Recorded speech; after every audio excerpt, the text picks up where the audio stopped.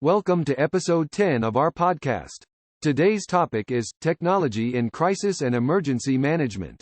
Crisis and emergency situations can be incredibly challenging to manage, requiring quick thinking and strategic decision-making. But with the help of technology, responders and officials can better coordinate their efforts and make more informed decisions.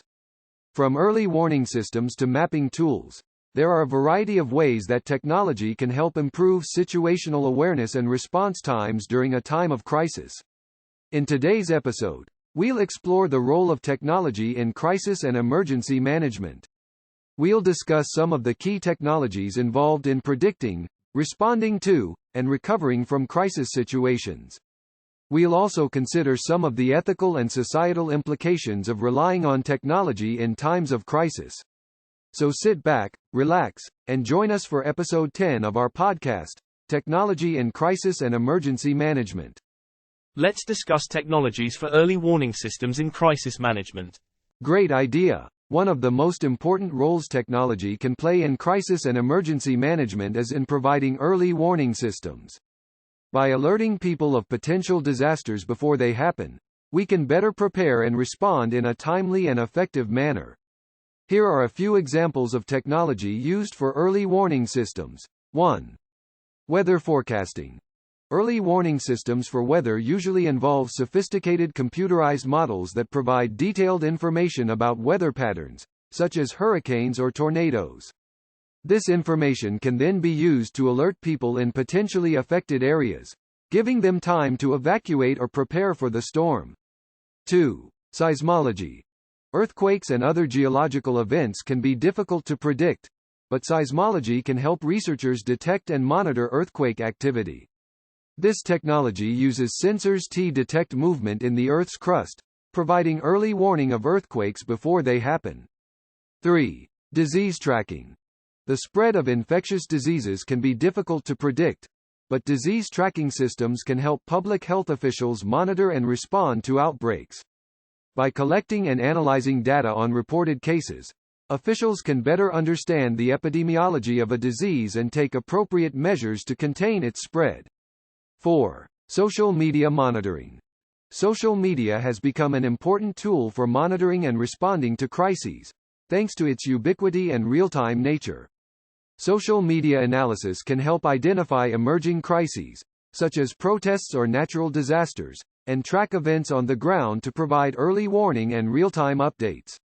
5. Satellite imaging. Satellite imaging is another tool that can be used for early warning systems. By monitoring weather patterns, ocean currents, and other environmental conditions, researchers can predict and respond to natural disasters such as hurricanes and tsunamis. By using these early warning systems, responders and officials can better prepare for and respond to crises and emergencies. By reducing the negative impact, technology can provide life-saving benefits and promote better outcomes for individuals and communities facing crisis situations. Communications and response. How technology can facilitate communication and response during a crisis or emergency.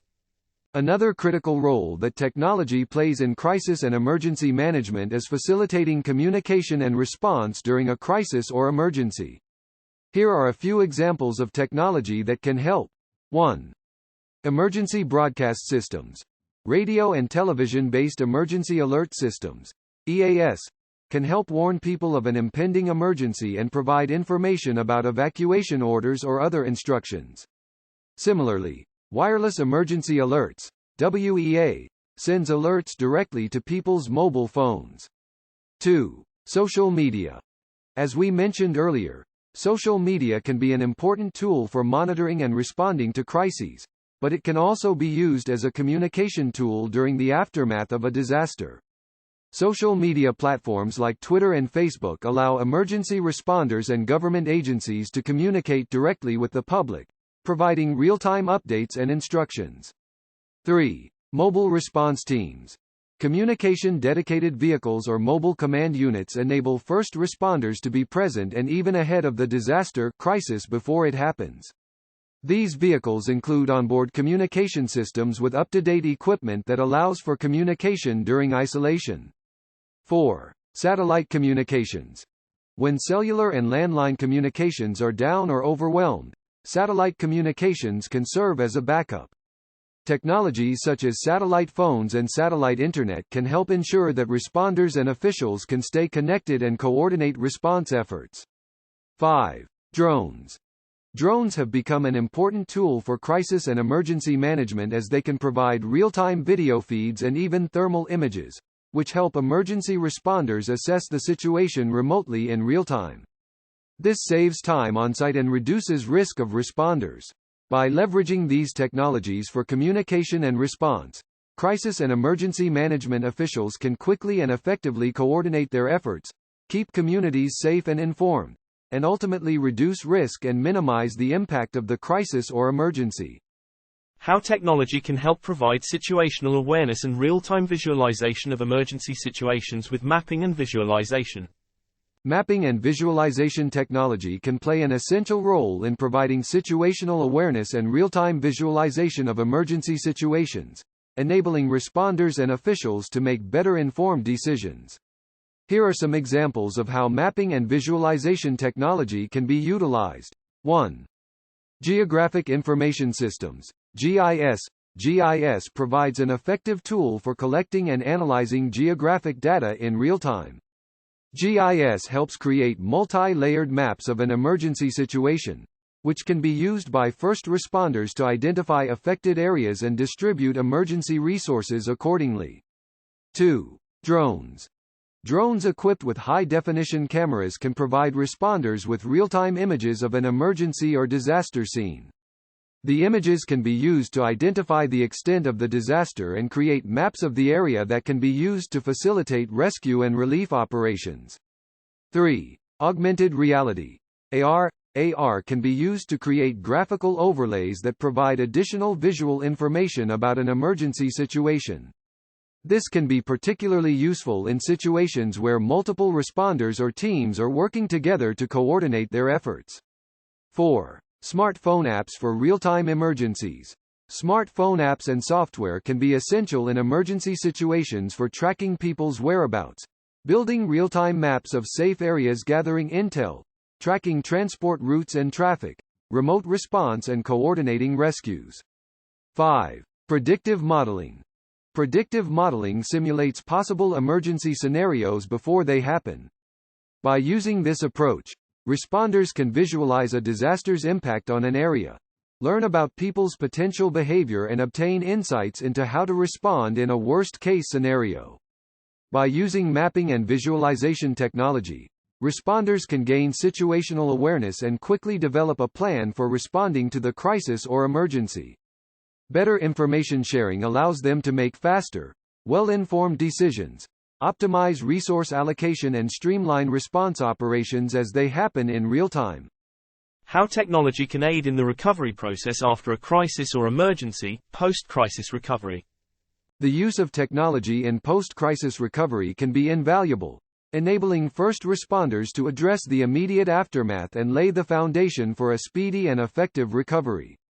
Here are some examples of how technology can aid in the recovery process. 1. 3D printing. 3D printing can be used as an efficient and rapid way of providing supplies to those affected by the crisis. It can be used to produce replacement parts, protective equipment and even entire homes and other structures. 2. Satellite imaging for damage assessment. Satellite imaging can help responders understand the extent of the damage that has been done in the aftermath of a disaster, which can aid in designing the most suitable response. They could also help identify isolated damages or infrastructure damage like cracks in the levee or broken power lines. 3. Data analytics for response and recovery planning. Accurate real-time data analytics can provide insights and help responders make appropriate decisions in response to the crisis. Additionally, the data-driven response can help aid in logistics for providing necessary aid and support to the affected parties.